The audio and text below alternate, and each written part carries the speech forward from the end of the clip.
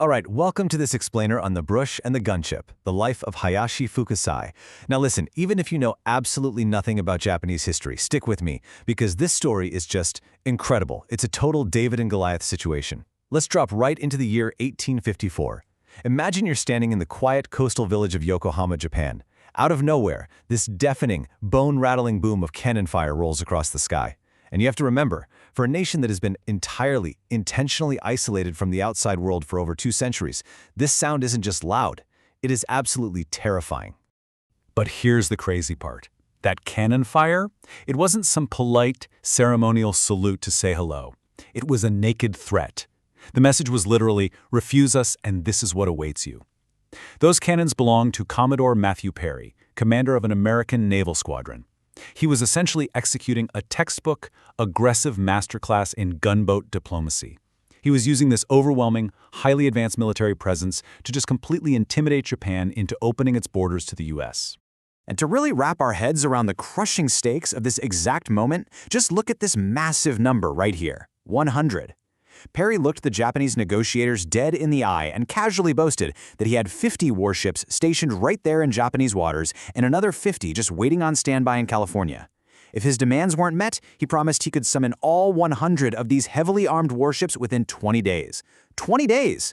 For a country whose entire maritime defense relied on wooden sailing boats, this wasn't just a threat. To them, it sounded like the literal apocalypse. So, what do? Well, this brings us to the incredible historical mystery we're going to unpack today. How exactly did a scholar defeat an admiral? Because the shogunate, the military government ruling Japan, they did something completely unexpected here. Facing a massive, steam-powered fleet and the very real threat of total war, they didn't send out their fiercest, most battle-hardened samurai. They didn't send an artillery expert. No, they sent a 54-year-old librarian. Take a look at the man himself, Hayashi Fukusai. Notice his incredibly calm demeanor here. When Perry fired those cannons to start the negotiations, to really strike fear into the hearts of the Japanese delegation, Fukusai didn't even flinch. His expression did not change. This was a guy who was head of a family that managed the highest tier of Confucian scholarship for the shogunate. He was a man who had lived his entire life in a quiet kingdom of books, and yet ice in his veins. Now, he wasn't carrying a sword or a gun. Fukusai was armed with a very different kind of weapon, an absolute unmatched mastery of kanbun. So think of kanbun kind of like the Latin of medieval Europe, or how global English works today. It was classical Chinese, the shared language of diplomacy, serious thought, and international relations all across East Asia. Fukusai was an absolute prodigy in this language. He spent decades totally isolated in these massive archives, just organizing and cataloging historical texts. In kanbun, literally no one could touch him. Okay, but to understand how this quiet bookworm ended up sitting across from a heavily armed American Commodore, let's rewind just 1 year. 1853.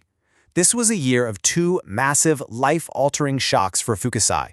First, his nephew suddenly dies, meaning at 54, Fukusai is completely unexpectedly thrust into becoming the head of his highly prestigious family. The second shock was national.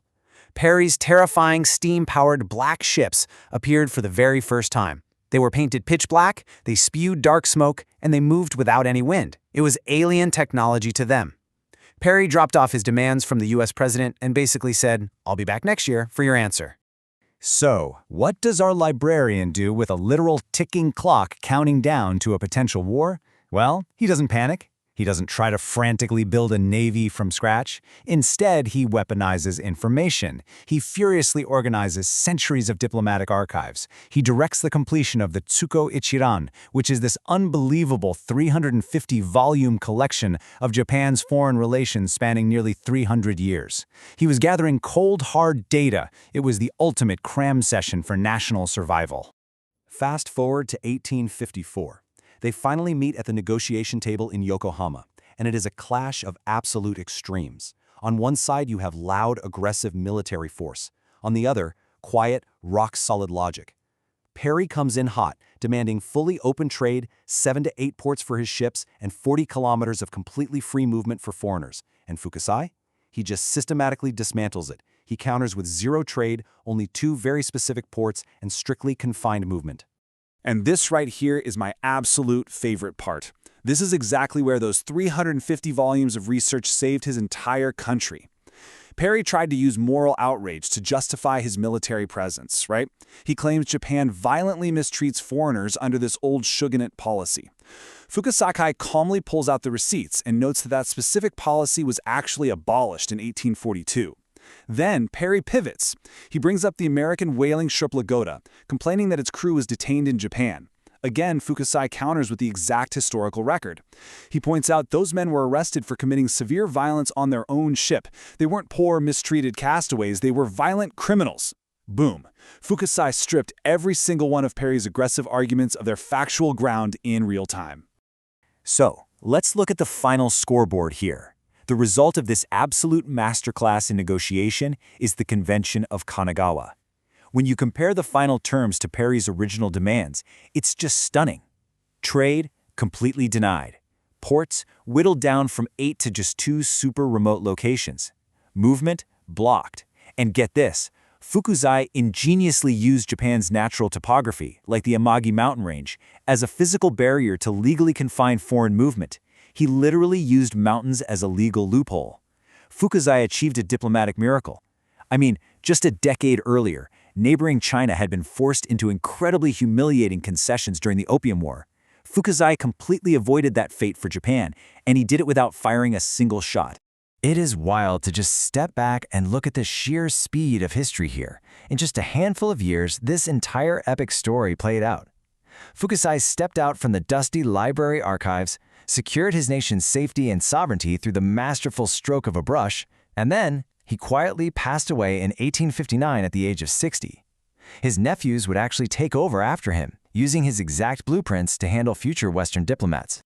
So what does this all mean for us today? As we wrap up this explainer, we're left with a pretty profound realization. We are so used to picturing history being shaped entirely by the loudest weapons, the biggest armies, and the most aggressive posturing. But the story of Hayashi Fukusai proves that sometimes the ultimate defense against a fleet of warships isn't more cannons. It's a deep, unwavering command of your own facts, and the quiet, unshakable intellect to use them.